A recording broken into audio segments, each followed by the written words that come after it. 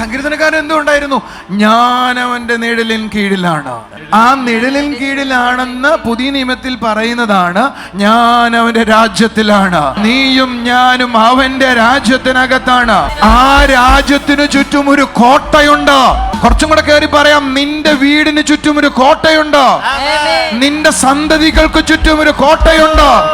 ഇയ്യോബിനെ നോക്കിയ കള്ളൻ പിശാച് യേശുവിന്റെ അടുക്കൽ വന്നപ്പോ അവൻ ചോദിച്ച ചോദ്യമുണ്ട്, നീ അവനുള്ളതിന് ചുറ്റും വേലി കെട്ടിയിരിക്കുവാണെന്ന്.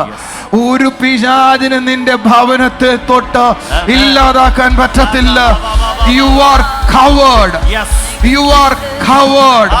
നീ സുരക്ഷിതനാണ്. നീ സൂക്ഷിക്കപ്പെട്ടവനാണ്. നീ കരുതപ്പെട്ടിരിക്കുകയാണ്. അവന്റെ ആ വലയത്തിനകത്താണ്. അഗ്നി വലയത്തിനകത്താണ് നീ ആയിരിക്കുന്നത്.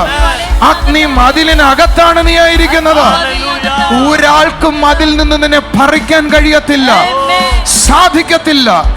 സാധിക്കത്തില്ല. നമ്മുടെ പ്രശ്നം എന്നാന്നറിയാം? പ്രാർത്ഥിക്കുമ്പോൾ ദൈവം സൂക്ഷിക്കുമെന്നും പ്രാർത്ഥിച്ചില്ലെങ്കിൽ ദൈവം കളയുമെന്നും. പ്രാർത്ഥിക്കേണ്ടെന്നല്ല ഞാൻ പറഞ്ഞതിന്റെ അർത്ഥം. പക്ഷെ നിങ്ങൾ അറിയേണ്ടത് അവന്റെ നിഴലിന്റെ കീഴില, അവന്റെ രാജ്യത്തിന്റെ കീഴില, അവന്റെ ചിറകിന്റെ കീഴില ഒരാൾക്ക് എന്നെ പറിക്കാൻ പറ്റത്തില്ല.